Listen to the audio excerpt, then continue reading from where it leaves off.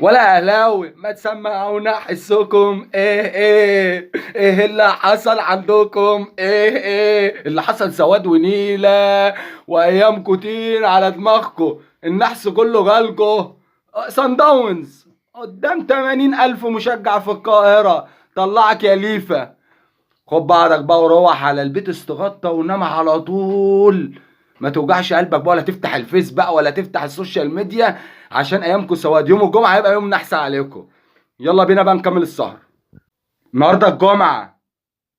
قضية ناصر منسي وقضية سان داونز في الدقيقة 86. ايامكم سودا. مش هحلكوا انتوا بتوعي. ده ذنبنا، ده خسارتكم النهارده في استادكم في القاهرة والجمهور بتاعكم مال الاستاد. ده ذنبنا. ذنبنا. فاكرين اما كنتوا شمتانين اللي احنا طلعنا من الكونفدراليه اما مضيتوا زيزو؟ ربنا ما بيرضاش من الظلم. هتطلعوا السنه دي 0 بطولات.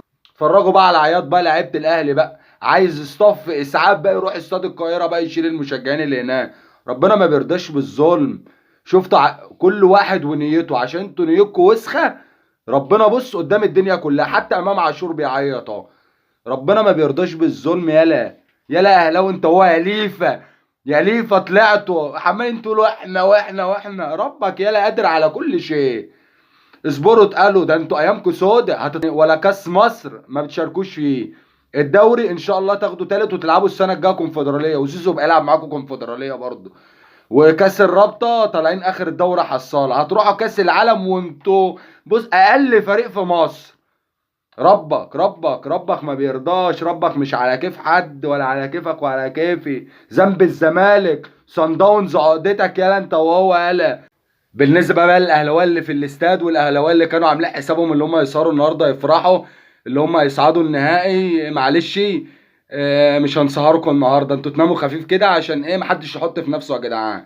يعني عادي، يعني تقبلوا الهزيمه زي ما بتتقبلوا الفوز. تقبلوا الهزيمه كده.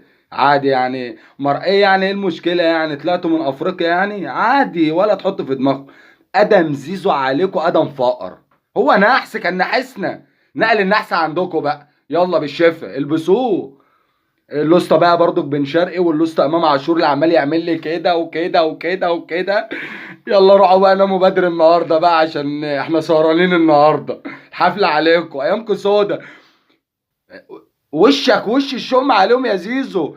اما فكروا رايح تقول لي اصل دول طموحات ومش طموحات. وربنا اهو بص. طلعوا ما حصلوش حتى في القاهره. يعني طالع في القاهره. ربك مش على كيف حد يا جدع. بص عشان نيوكم السالكه. عشان بص عايزين تدمروا فريق غلبان زي الزمالك.